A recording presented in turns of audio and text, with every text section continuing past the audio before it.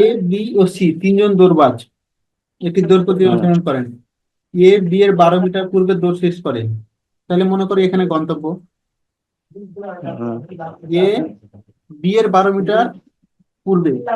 তাহলে আমি এখানে তিনজন পূর্বে যাত্রা শুরু করতেছি, এ বি সি।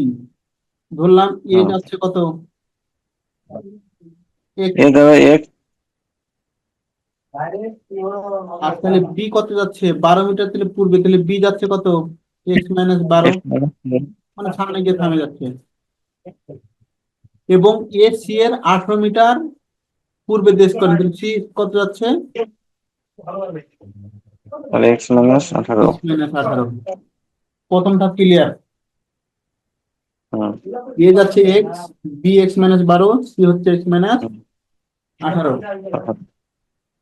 এবার হচ্ছে অন্য একটি একই ধরনের দৌড় প্রতিযোগিতা, মানে একই ধরনের বি ও সি। এবার প্রতিযোগিতা কে, বিসি। বিয়ে। বিসি এর 8 মিটার পূর্বে দৌড় দৌড় শেষ করে, তাহলে বি এবার যাচ্ছে কত, এক্স। সি কত যাচ্ছে, x-8। এক। ঠিক আছে।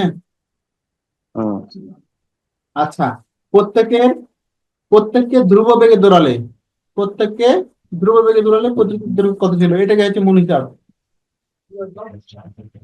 তাহলে এখান হুম, থেকে দেখো, প্রথমে যে কোনো দুইজনকে নিয়ে চিন্তা করব। আমাকে বের করতে বলছে কি, এখানে কে কে আছে, কোথায়? পরেরটা, পরেরটা বি আর সি। এটা হচ্ছে বিসি।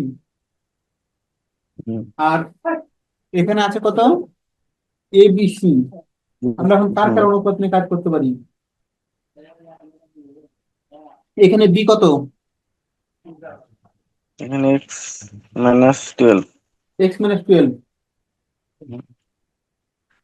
আর দ্বিতীয় ক্ষেত্রে এক্স কত, এই বি কত, এক্স। তাহলে বি এর বেগের অনুপাত, আর এখানে সি এর ক্ষেত্রে সি এর বেগের অনুপাত ধরি, সি প্রথমে কত, x-18, আর পরে হচ্ছে x-8। এইট।